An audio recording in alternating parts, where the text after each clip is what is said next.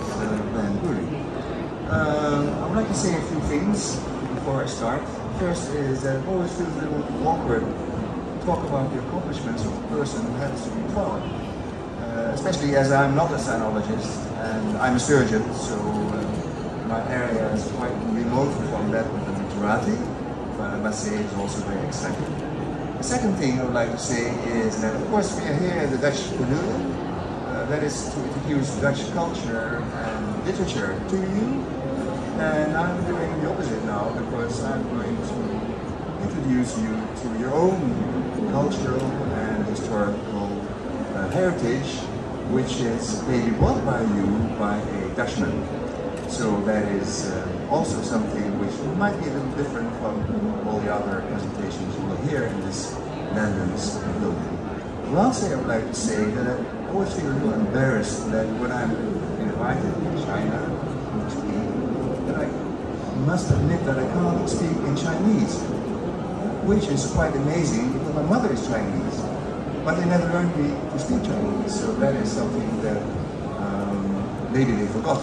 But that's the reason that I'm speaking to you in English. So, let's get started. It is a little confusing that in the Western world, Robert Van Gulik is Van Gulik, and in China he's known as Gao Lopei, and that is the transcription he gave to his own name to be in Chinese. So, Gao is a transcription of Gulik, and Lopei is a transcription of Robert. So, in the following slides, which are in English, I will use the name Robert Van Gulik, but it is, of course, for you, the known Robert, the Gao Lopei. There are some,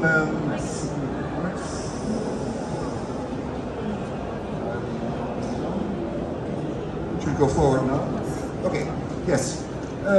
So, life and work have been quite extensively described in a biography that has appeared in the Netherlands, that has also been translated into Chinese, as you see here, and also into English. And the title is A Man of Three Lives. I think that is a very appropriate title because his first life was that of a sinologist, a scholar, as you see here, in a study in Tokyo. The second was that he was a Dutch diplomat, working for the Foreign Office, as you can see here. And the third life was that an author, a writer, and the author of the Judge D Mysteries. And maybe the Judge D Mysteries is where he is best known for, because everybody on the world has maybe seen or read those books. So maybe it's time for you to translate them. 今天很高兴能跟大家介绍高罗佩这位非常具有多种角色的一位重要荷兰人物。那今天在这边其实角色有点奇妙。那一方面是因为呢，今天我们在这个书展基本上讨论的是文学啊，还有中文的。但是呢，我们今天介绍其实这个人他其实有各种不同的角色。等一下刚我们就看他一一看到他有不同的身份跟不同的面向。那第二点是，虽然呢我的母亲是中国人，但是呢，我其实不会讲其实今天的讲者不会讲中文，所以这是一个很奇妙的感觉。我回到了华语区的时候，我今天要用英文跟大家介绍这个来自于荷兰的汉学家。那这个汉学家呢，其实对于很多人也是非常重要，尤其是在荷兰有很多人就因此透过高罗佩的这一位学者以及作家而认识到了中国还有东方的文化。刚才看到他的作品呢，其实他也有传记，传记后来也翻译成中文，让大家更了解这位来自荷兰的具有多重身份角色的人。那这一个他的传记名叫做《有三种人生的人》，因为他有三种人生，是因为他一方面是汉学家，刚才上一章看到他在东京城市学习过中文跟汉学，那另外一方面还是一个荷兰的外交官派驻在中国。第三点呢，他也是这个右手边看到大唐狄公案系列小说的这个作者，所以呢，他其实有多种身份。各位看到大唐狄公案大概是他世界上最为人所知的系列作品，翻译成不同语言，包括繁体中文版在内。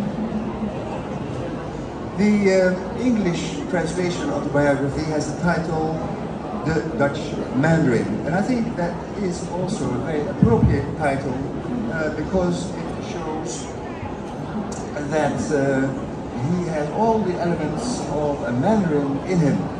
And of course, a Mandarin is a person with a high official rank, but also a connoisseur of the arts and of the literature, and all these are represented in his work. For instance, he was a very well-known calligrapher in China. He had his own style, as you see here.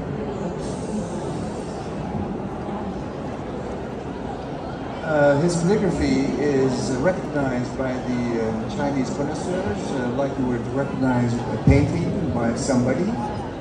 He's quite an established calligrapher. And secondly, he was a very proficient cutter of seals, of Chinese seals, as you can see here. These are the stamps, the seals he made, and then he would stamp it. And when he was working in the Dutch embassy in Chongqing,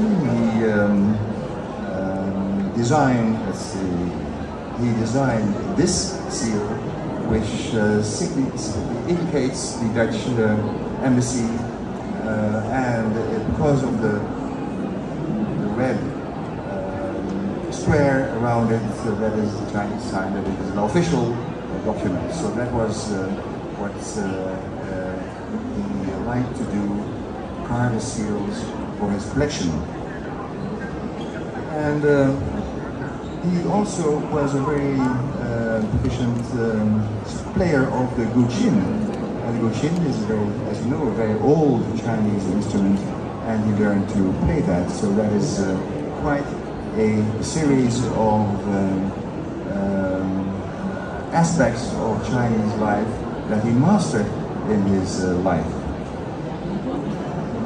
Now, the question I always get is, how is it possible that a Dutchman born in a little town in the Netherlands knows so much of China and actually is living as a Mandarin with all he has achieved? And that is because he, and that's what I would like to explain in the coming slides. There's a documentary which is called Under the Spell of the Orient, in which that is exposed. Maybe you can translate up to now. 我们在看到这个简报里面的时候，高罗佩这个外交官其实非常多才多艺，还有很多种不同的才华。大家看到还有非常精通书法，他的书法作品也在中国为人所知，受到各方的赞赏。另外一边还有精通篆刻。各位大家看到在左上方那个呢是他们荷兰大使馆，当时他派驻在重庆的时候，他们为这个大使馆做的他自己亲自篆刻的观音，所以他就是非常的熟悉中国文化。那另外一张照片也看到他其实也非常的熟悉中国的乐器古琴。所以在这种情况之下，他虽然来自于荷兰的一个小镇，他出生在这个小镇，但是他对于中国非常的熟悉，非常的热衷，也非常的着迷，非常的这个著名。所以很多人好奇他为什么身为在遥远荷兰的这位荷兰人，能够有机会这么的熟悉中国文化等等。So his passion for the Orient started when he was a schoolboy, living with his parents who were working in the former Dutch East Indies. And so there, as a boy, he was exposed to, of course, to the environment, the Oriental environment. And what he found especially fascinating was the atmosphere in the Chinese quarters. And particularly the Chinese characters was something which he really was fascinated by. And he started to try to understand them and to copy them. And that eventually led him to study sinology in Leiden in the Netherlands. And there he did his PhD thesis, which was on the horse cult before Buddhism in China and Japan. And that was at the age of 25. And then he enrolled as a diplomat at the Foreign Office in The Hague. So he first went to Tokyo, but his second post was in Chongqing in 1943. That was the wartime capital of China, as you all know. And this is a photograph of the Dutch embassy with all the members at that time working on that post. And so you see him here as third secretary, I think, and here Loving, the ambassador, and Jan van den Berg, the first secretary. So this is, I think, a very important moment in his life that he started. He was in Chunxin, where all the literati of China had gathered, all the art, the painters, famous writers, all were in Chunxin. So that was for him a very important time. And there he met a Chinese lady, and probably that was the best thing he did for me, that is to marry her, as you can see here. So they married in Chunxin. That's my mother. My mother was from a very traditional Chinese family. In fact, here's my grandfather. He was also a Chinese diplomat. Of course, at that time it was very difficult for a Chinese to marry with a European. But because her father was very open-minded, because he worked in the West, he gave permission for the marriage of his daughter with a European man, which was very unusual at that time. 所以各位看到他其实为什么这么热衷于中国文化，是因为他小时候高罗佩小时候念书的时候是在这个荷属东印度公司他们所开设学校里面读书，然后他因此接触到很多中国文化，也是对于汉字非常感兴趣，开始临摹这些中国的汉字。那进而呢，后来就在荷兰的莱顿这个地区的学校里面去学习汉学。那之后毕业之后，他就到了荷兰的海牙从事外交官的工作。外交官之后，他一开始是派驻到东京，那他第二个派驻地点就是重庆。那之所以派到重庆，是因为当时1943年2次大战期间的时候，重庆是中国战时的首都嘛，所以那个时候他就派驻到重庆，看到这张照片是重庆。他在重庆的这个使馆里面，跟很多的比如说当时的文人啊、官员一起合影等等。他在1943年派驻到重庆之后，因此认识了后来他的妻子。那他的妻子呢，其实他的妻子呢，就是今天讲者的外公呢，其实是一位中国外交官。因为当时其实中国的女子要跟欧洲人结婚是一件很罕见的事情，尤其他来自于非常传统的中国家庭。但是呢，因为外祖父是中国外交官的关系，所以他的心态比较开放，所以他愿意将自己的女儿嫁给这个来自欧洲的高罗佩先生。So here you see him before his study, standing in front of his study in Chunxin, and he always gave his study a Chinese name. So it was written on a board above the door, and in this case in Chunxin, as he just married, he decided to give his study a kind of nice name, and so that was Yin An, which was, he thought, most fitting with the situation as he just married. And there he was very interested in the Chinese lute. As you see here, he met the masters of the Qin, the Guqin, and so he made a study on the Guqin, which he published as a lore of the Chinese lute. And that is quite a comprehensive account of the Guqin in China, and is still, although it was published in 1940, considered one of the standard works about the Guqin. He was himself a very proficient player of the Guqin, and his most favorite instrument was the Wu Ming. Second was the Songfeng, the pine winds, but the Wu Ming was his favorite Guqin because he said the sound was so wonderful that you cannot give a name to it. So wonderful and so special is it. So that's why he called it Wu Ming, the nameless Qin, Guqin. And that book, The Lore of Chinese Lute, has been translated also into Chinese, as you can see here. And so he learned to play with the most famous Guqin players in China at the time. As you see here, that was in Beijing. And what is quite remarkable is that with his Chinese friends, he founded the Heavenly Lute Association, which is still existing in Chunxin as a very exquisite association for all those who are players of the Guqin. And so that started in 1943 when he was there. 好，各位看到他后来其实慢慢就是陆续去接触到很多中国文化之后，比如说他当时结婚之后呢，就帮自己的书房处的那个营业斋这样一个非常风雅的名字。那另外一方面，他对于古琴也是非常的感兴趣，非常的着迷，所以他除了善弹古琴之外呢，后来写了一本书，就叫做《琴道》，去介绍中国的古琴。他当时在日本也出版这本书，后来由港大翻译成中文。那各位看到右手边呢是另外一个特别的地方，他在1943年开始在重庆的期间。他就因此成立了跟古琴有关的协会，这个协会目前在重庆依然还持续运作跟存在，就是召集了各种善弹古琴的这些大师，还有这些非常有名的音乐家，一起去钻研这个非常重要的琴。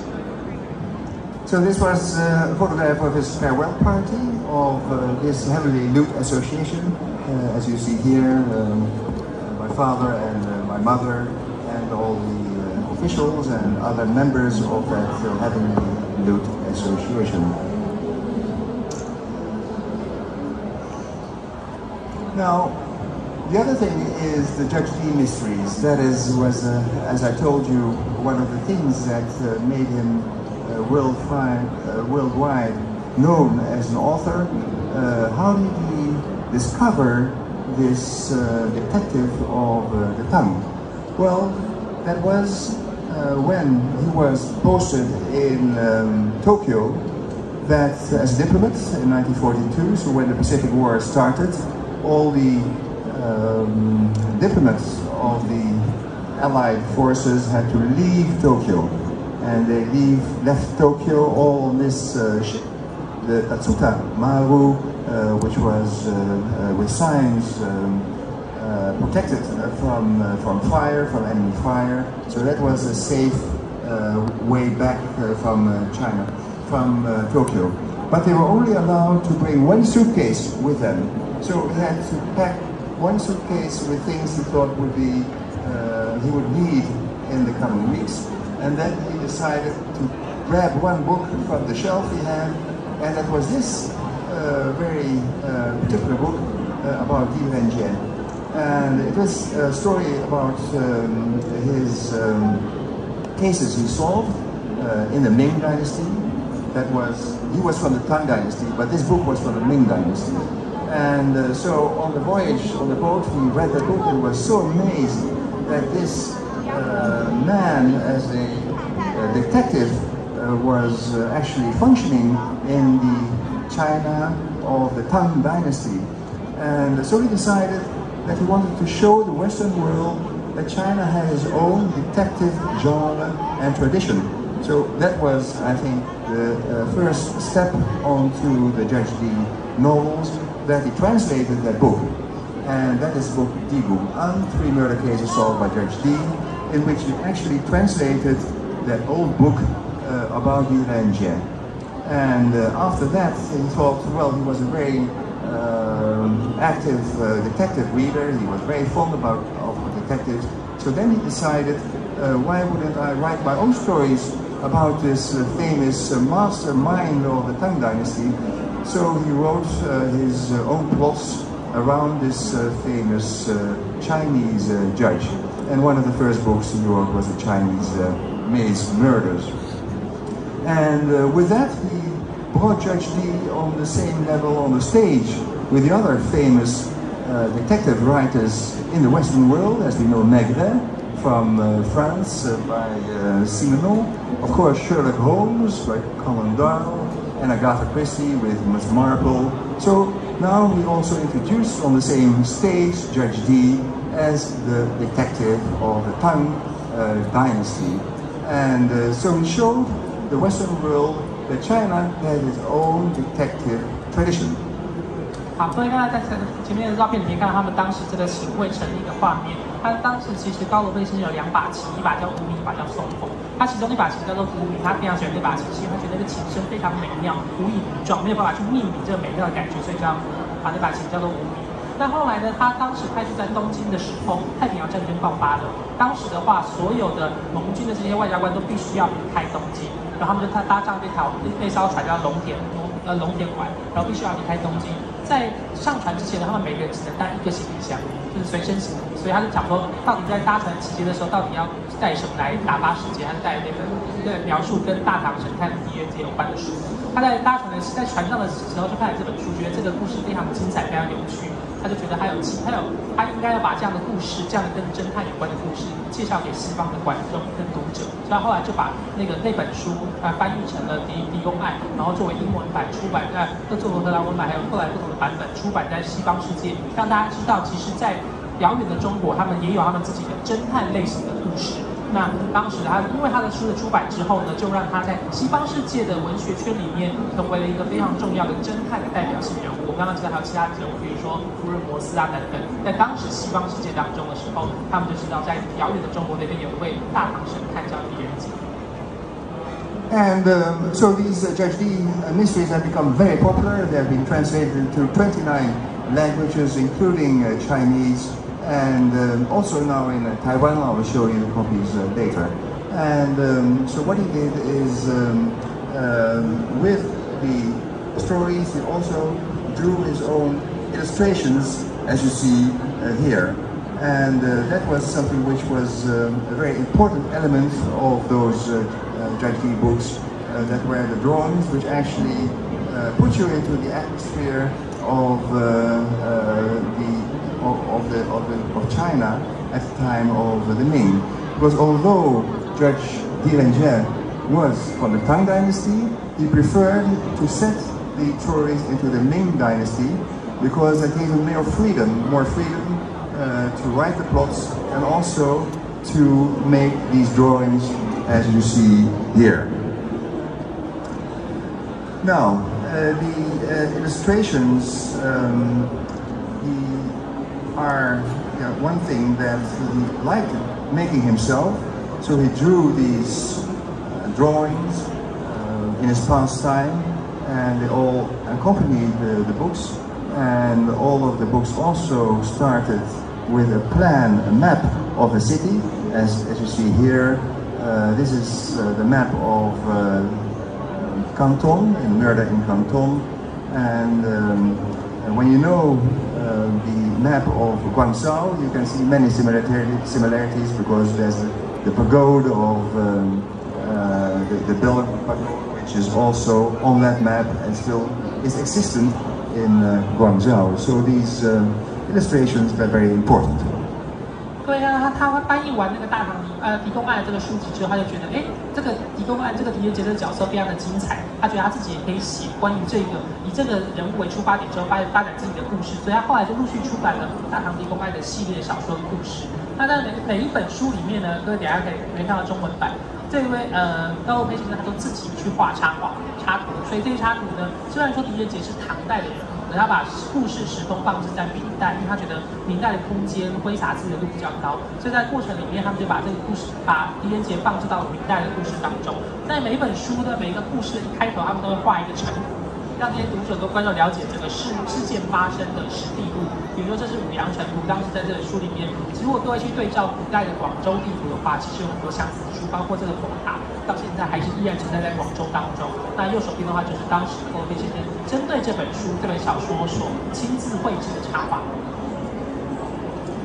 So this was the drawings for the Chinese Bell Murders, and in many editions of this book, the drawing appeared on the front cover, as you see on the left for the English edition, and in the middle for the French and right the Dutch edition. So that has often been used for the covers.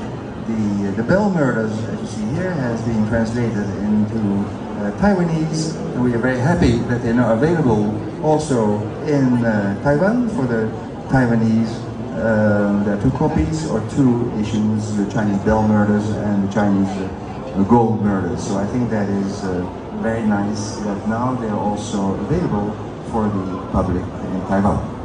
大唐狄公案系列小说其实在世界各地都非常的热门跟畅销，它翻译成了29种不同的语言。各位看到在画面上都是不同语言版本的封面，那很多时候封面都用的就是高罗佩先生自己画的插画。左手边是英文版，中间是法文版，右手边蓝色的是荷兰文版，那右下角的这个就是繁体中文版。我们目前在台湾也出版了2本大唐狄公案的小说。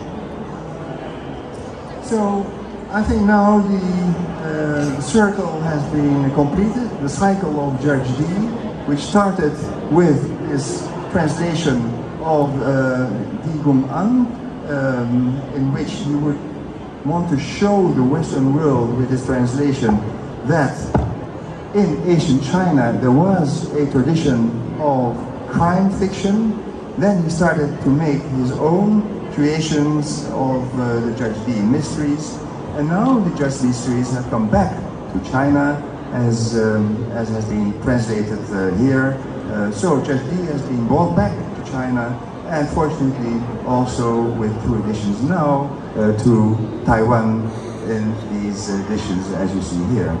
And I think it's very nice that they have now been become available in Taiwan, because the script is more traditional Chinese, as you write here. It is not simplified as the modern Chinese as it used on the mainland. So it's very nice that in that traditional format, the Judge D is now available in Taiwan. 我觉得这是一个非常有趣的循环，就是一开始高罗佩先生看了最上面这个4大奇案里面狄仁杰的故事，决定把它翻译成右手边的英文，英文和荷兰文版。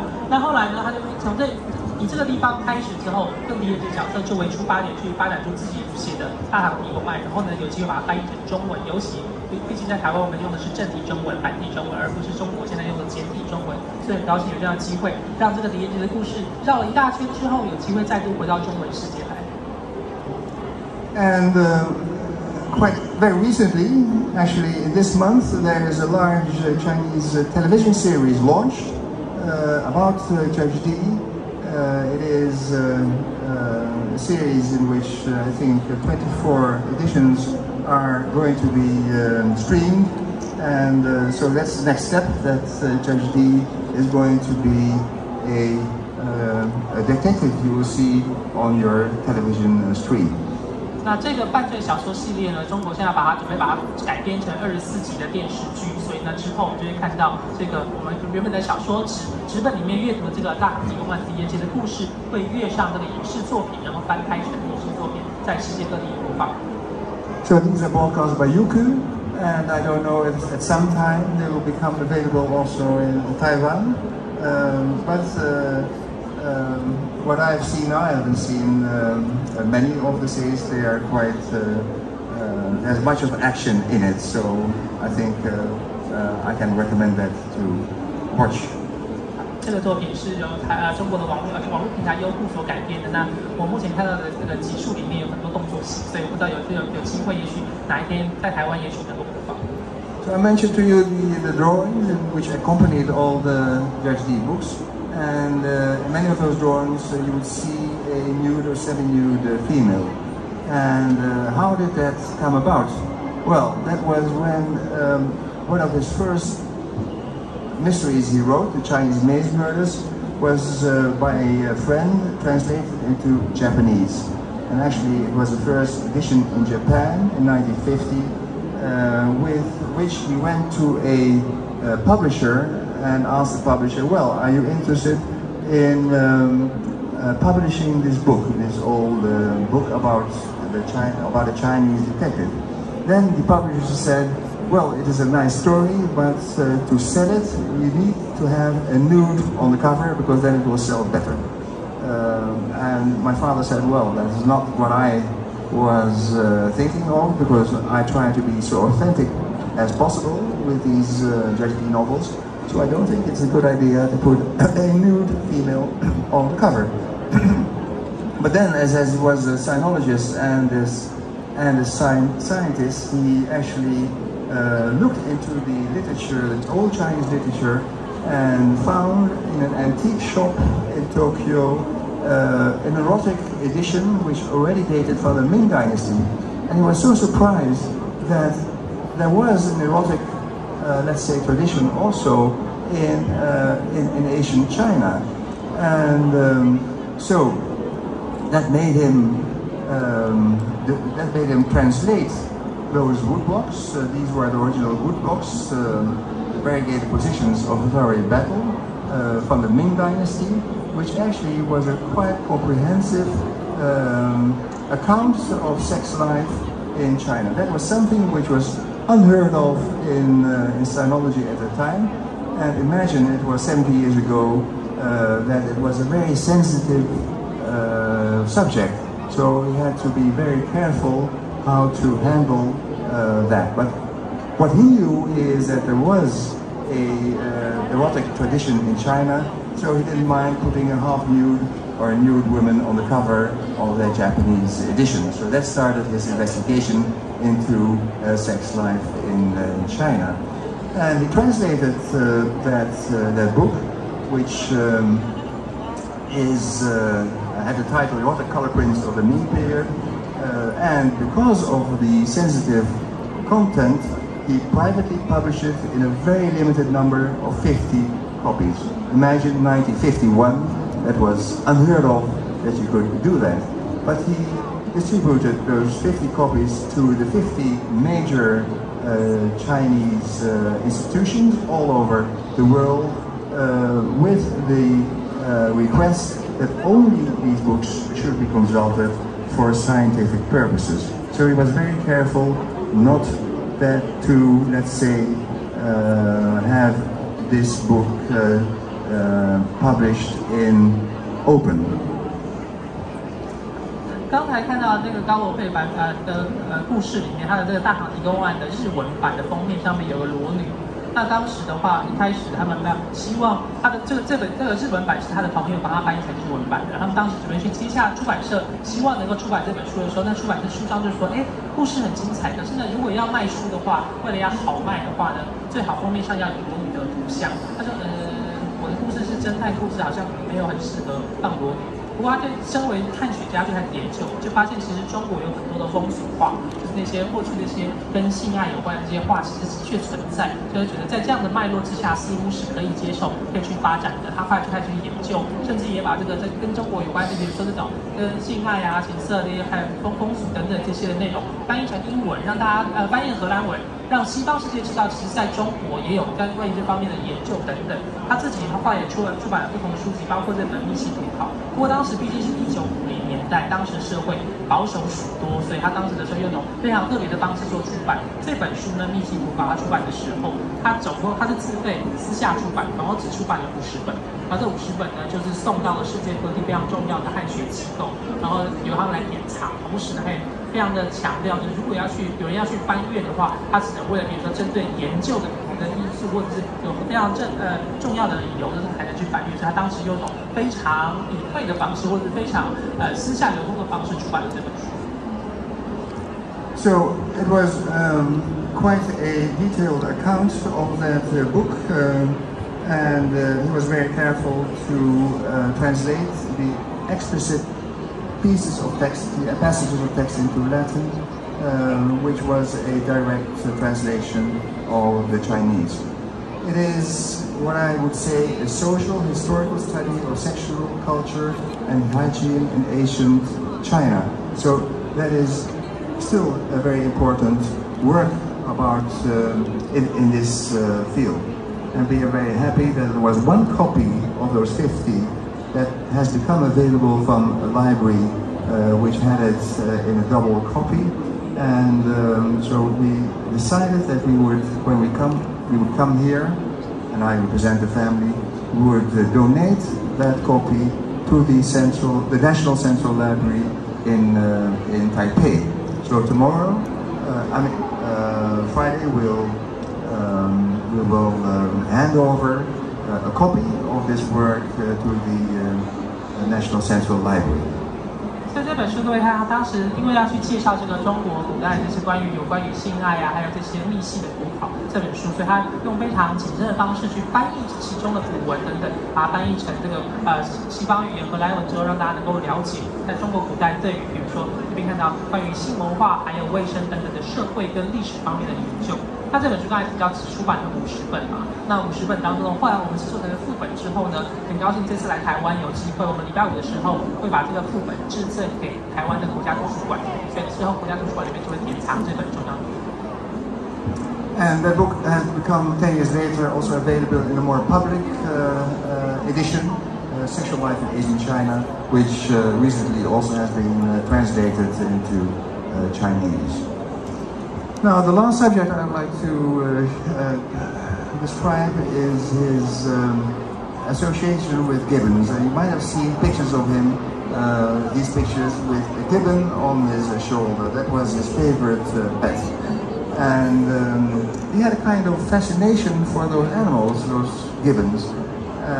It went so far that he even used, we have gibbons as pets everywhere we lived, so we had them in the garden, and actually they are very friendly animals to have. I was a child at that time and always played with those gibbons in the garden.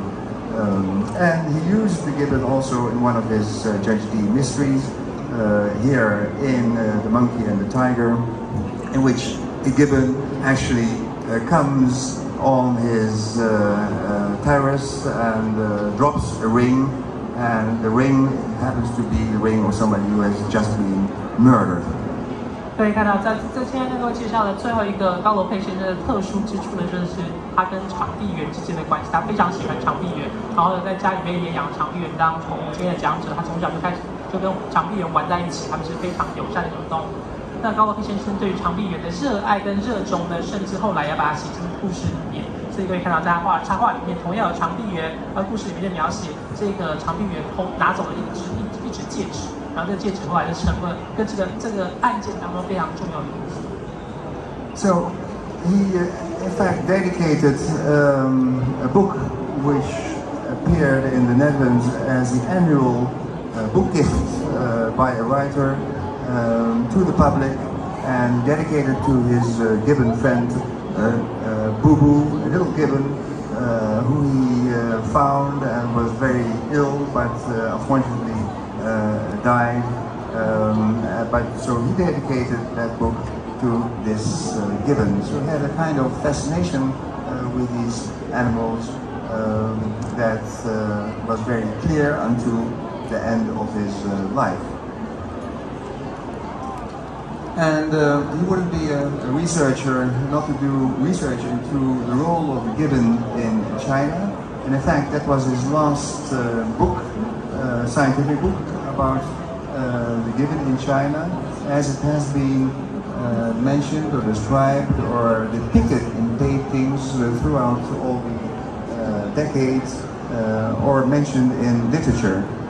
That book also has been translated into Chinese, and I think that is a very important point, because the Chinese should realize that the gibbon is now becoming extinct in China, and that is something which is quite disturbing, because as he mentioned and described and documented all those gibbons which were described in literature or in art in all those centuries, as you can see here, and all the dots show where they existed, because they were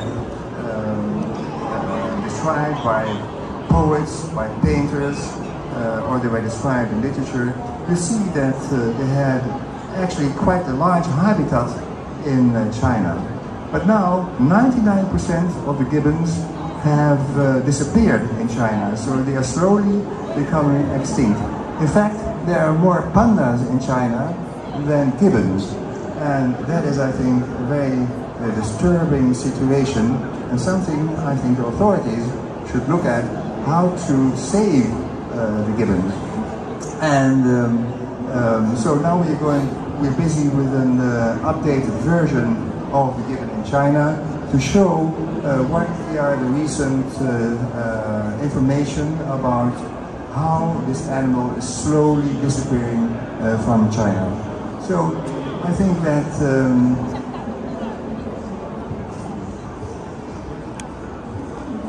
there's one slide more. Let's see. I think it's blocked.